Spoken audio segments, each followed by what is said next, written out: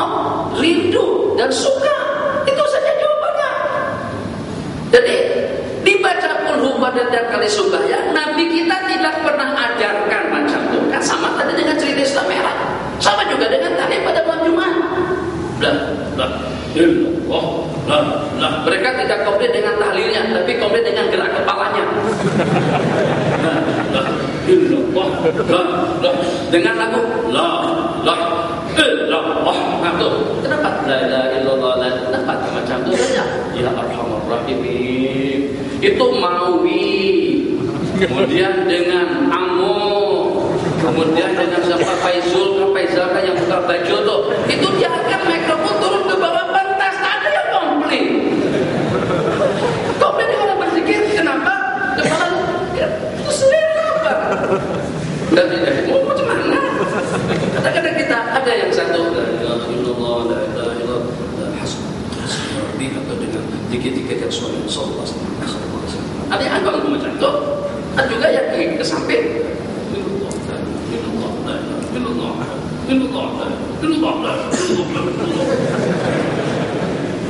Karena keasyikan pada masa berzikir. Jadi kalau itu yang mereka permasalahkan, bukan kitab Hayatus Maulana yang ditulis oleh Syekh Maulana Ilyas Al-Kandahnawi. Di dalam kitab itu menyatakan bahwasanya para sahabat Nabi pada tiap pagi mereka berzikir, yatamayaluna katamayulil asjar, kepala mereka, badan mereka berlenggang-lenggok sebagaimana dengan dahan atau dengan daun kayu yang dimainkan oleh angin. Takkan la ilaha illallah, la ilaha illallah, la ilaha illallah, la ilaha illallah. Lemah lah kalau macam tu. Trek kereta asik kan kalau ada jalan tuh straight, tuh kapal digoyang-goyang, tapi sikit lah.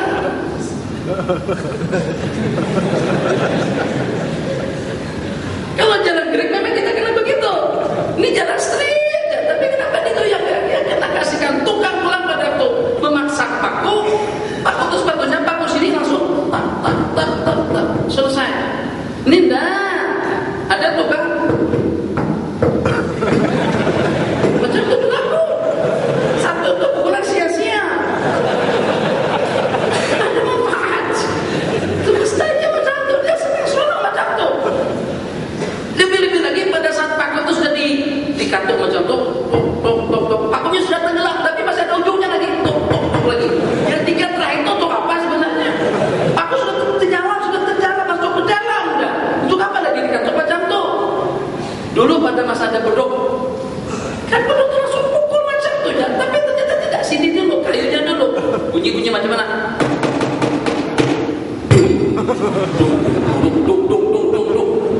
Kita kan ambil lalu. Sebab yang diperlukan yang dung-dungnya itu bukan yang tok ke kayu tadi itu. Kan masalah.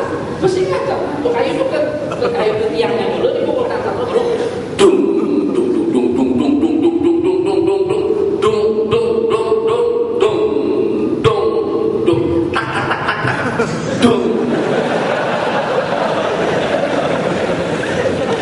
Sampai detik sekarang tidak ada yang mempermasalahkan cara pemukulan beduk dan semacam itu. Banyak benda-benda sia-sia yang sebenarnya tidak ada manfaatnya, tapi ada dalam kehidupan kita. Jadi apa bedanya? Tadi itu satu kebiasaan, dua keseronokan, rasa ringan badan kita berapa dikit kena kasihkan kita. Jika orang-orang yang dengan musik pun dengar telinganya mendengar, tapi kenapa kepala beranggung-anggung? Senang dengar macam tu, tegang macam tu. Kenapa beranggung-anggung kepala pada saat kita mendengar? Macam juga itu dengan Habib Syekh, ada yang maksudnya khairul bariyah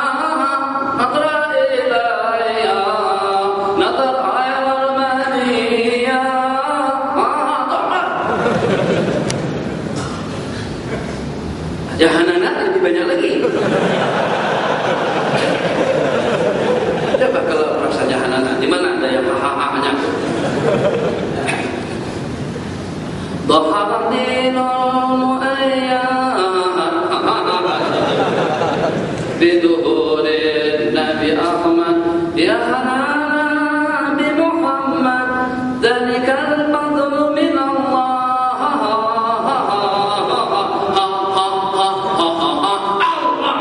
Allah oke, tapi ya bagi kita tidak pernah mempermasalahkan yang seperti itu, tidak pernah mempermasalahkan yang seperti itu. Kereta banyak benda dalam kereta yang tidak terlalu diperlukan. Kalau tanpa itu pun kereta boleh jalan. Nah, jadi itu kalau secara rasional. Tapi kalau secara hukum, sahabat orang yang pertama yatamayaluna bidzikr. Jadi bukan masalah geraknya yang dimasalahkan tahlilnya. Kalau dengan tahlilnya Nabi kita bersabda jadidu imanakum, berbahagialah iman keyakinan kalian dengan mengucap la ilaha illallah. Nabi kita bersabda afdalu ma qultu ana wan nabiyyu min qabli, sebaik-baik yang aku ucapkan dan juga oleh para nabi-nabi yang terdahulu, la ilaha illallah wahdahu la syarika lahu, dan seterusnya. Jadi secara amnya hadis menggalakkan, memerintahkan untuk kita berzikir sebanyak-banyaknya tanpa ada jumlah hitungan. Satu, tanpa ada batasan waktu. Kedua, tanpa ada batasan tempat. Yang ketiga, apakah pada malam Jumat? Kenapa kita pada malam Jumat Pak Yasin? Sebab kena terkumpul beberapa kemuliaan, itu saja ceritanya. Kita angkat yang lebih afdal. La ilaha illallah tambahan juga. Gimana? Takkan dengan kita buat kenduri kawin di tempat di rumah yang paling utuh. Pemandangannya tak ada, rumahnya bocor, halamannya kecek, pemandangannya semuanya jelek. Tidak ada dapat kenduri kawin di situ. Mesti kalau untuk kenduri kawin cari tempat yang lawa, cari tempat yang selesa, cari tempat yang nyaman. Parking nyaman, keluar masuk jemputan untuk tetamu nyaman, dan juga untuk penyajian makanan pun juga nyaman. Di samping sirkulasi udara keluar masuk nyaman dan indah. Nah, kenyamanan yang semacam itu diantara daripada target hidup. Apa bedanya malam Jumat waktunya mulia, malam Jumat malam hari yang dikatakan sebagai Idul Muslimin, hari rayanya kaum muslimin. Malam Jumat adalah hari yang dirisaukan oleh semua makhluk akan berlakunya hari kiamat. Jadi semacam itu kalau kita teliti dan juga kalau kita pelajari, kita akan akur dengan beberapa ulama yang mengatakan bid'ah adalah suatu perkara baru. Tapi sebelum Anda katakan perkara baru itu haram atau halal, maka kita cek terlebih dahulu, kita pastikan terlebih dahulu apakah dia bercanggah dengan hukum atau tidak, apakah dia ikut jalur hukum atau tidak, apakah dia tercakup dalam kaidah-kaidah umum atau tidak. Kalau tidak tercakup berarti dolalah. Tapi kalau tercakup berarti mahmudah, terpuji dan juga hasanah menurut Imam Asy-Syafi'i rahimahullah taala. Kenapa awak baca 2 surah sekali? Cukup dengan 2 duha tanpa harus membaca qul setelahnya. Jadi kata sahabat tadi itu, karena aku cinta dengan qul huwallahu ahad sehingga aku senantiasa membacanya. Nabi kita kata bid'ah, dolalah, masuk neraka kamu. Tak. Nabi kita kata hubbuka iyyaha yudkhilukal jannah. Cinta kamu kepada surat tadi itu akan membawa kamu ke dalam surga. Artinya kalau seandainya dengan kalian tak nak paham, tak mau mengerti, paling tidak bijak sedikit sebagaimana bijaknya Rasulullah SAW. Tidak langsung mengatakan halal ataupun juga haram, melainkan setelah ditanya terlebih dahulu, dipelajari secara cermat dan juga dipastikan apakah sesuai dengan hukum atau tidak. Sebab macam tu pedoman sunnah daripada baginda. Kalau bercanggah tadi kita kopi seperti yang tadi itu